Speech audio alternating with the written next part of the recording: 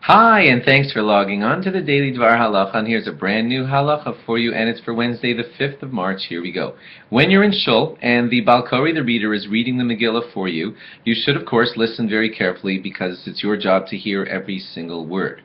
If you are reading, if you're following along in a printed book, chumash, pamphlet, or whatever, but it's clearly not a kosher parchment, then your job is clearly just to hear the words from the Balkori and not to be saying them yourself. If you were to read along with the Balkori out of your not kosher Megillah, that means your printed chumash or book or pamphlet, that could block out the Balkori's reading, which you're supposed to be hearing clearly read from a proper parchment. So although you want to be a good diligent listener and you would like to, follow along very, very accurately, and you should, but don't be lip syncing. Well, I don't know if that's the right wording. Don't be reading along with them out loud because it's going to block out what he's saying for you, and you need to hear it from him, not from the improper reading that you're doing on your own.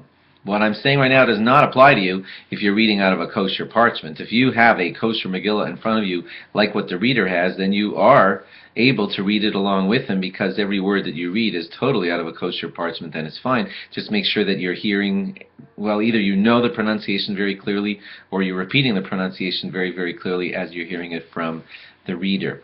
Now, I should tell you also, though, that when it happens that you miss a word, and it can happen because the person beside you jumped the gun and maybe made noise before the Haman word was fully said, so you didn't actually hear that word Haman, or maybe somebody coughed, sneezed, made a yell or a noise or whatever, then an interesting halacha applies to you. You can, even if you're reading out of a non-kosher Megillah, you can quickly say that word out of just what you see in front of you, and that way you're going to be hearing 99% of the words from the kosher Megillah as the reader reads it to you, and that 1% word that you heard from yourself reading out of the non-kosher Megillah, that's fine. You are allowed, this might shock you if you never heard this law before, you are allowed to say several of the words on your own, a small amount of them.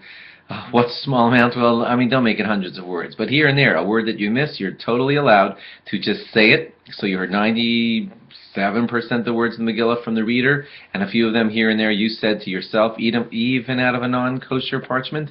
That's okay. That's okay. You are allowed to do that. You're just not allowed to do that for like an entire section.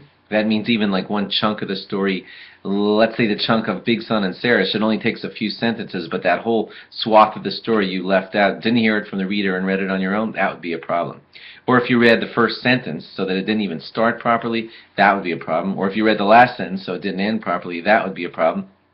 The main thing is that here and there, an occasional word you can say from your own, even not kosher Megillah if necessary. Thanks for logging on, and log on again tomorrow for more. Bye-bye.